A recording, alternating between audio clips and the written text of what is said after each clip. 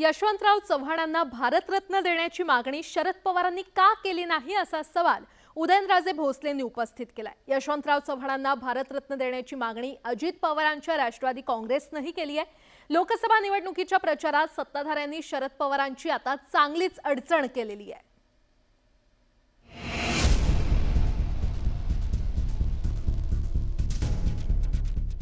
यशवंतराव चव्हाण यांना भारतरत्न देण्याची मागणी आता चांगलीच जोर धरू लागली आहे। यशवंतराव चव्हाण यांना भारतरत्न देण्याची मागणी अजित पवार यांच्या पक्षाच्या जाहीरनाम्यामध्येच करण्यात आली आहे। 4 दिवसांपूर्वी अजित पवार यांच्या पक्षाचा जाहीरनामा प्रसिद्ध झाला।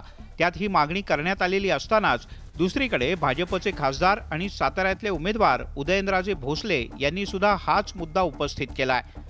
शरद पवार यांना यशवंतराव चव्हाण यांचे मानसपुत्र मानलं जातं। मात्र चव्हाण यांचे मानसपुत्र असणाऱ्या शरद पवार यांनी त्यांना भारतरत्न पुरस्कार देण्याची मागणी कधीच का केली नाही असा प्रश्न उदयनराजे भोसले यांनी उपस्थित केला। की यशवंतराव चव्हाणांचा काँग्रेस पक्षाने त्यांच्या नावाचा फक्त निवडणुकीकरता वापर केला,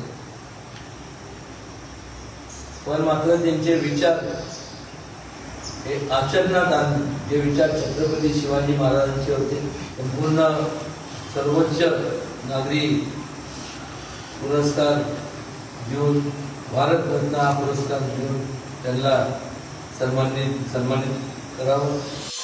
अजित पवार यांची राष्ट्रवादी काँग्रेस भाजपचे उदयनराजे भोसले यांनी यशवंतराव चव्हाण यांना भारतरत्न देण्याची मागणी केली। दोन्ही पक्षांनी घेतलेल्या भूमिकेमुळे काँग्रेस आणि शरद पवार यांची मात्र अडचण झाली आहे।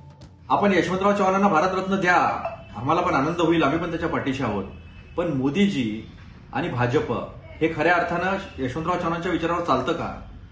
किती सुसंस्कृत राजकारण यशवंतराव चव्हाणांनी महाराष्ट्रात दिलं, बेरजेचं राजकारण दिलं, आपण तर तोडण्याचं राजकारण केलं। यशवंतराव चव्हाण यांनी महाराष्ट्र आणि देशाच्या जडणघडणीत मोठं योगदान दिलंय। त्यांच्या या कार्यासाठी आधीच त्यांना भारतरत्न द्यायला हवा होता। आता अजित पवार यांची राष्ट्रवादी आणि उदयनराजे भोसले यांच्या भूमिकेमुळे यशवंतराव चव्हाण यांना लवकरच मरणोत्तर भारतरत्न मिळण्याची शक्यता नाकारता येत नाही। Bureau report, news 18 Lokmat.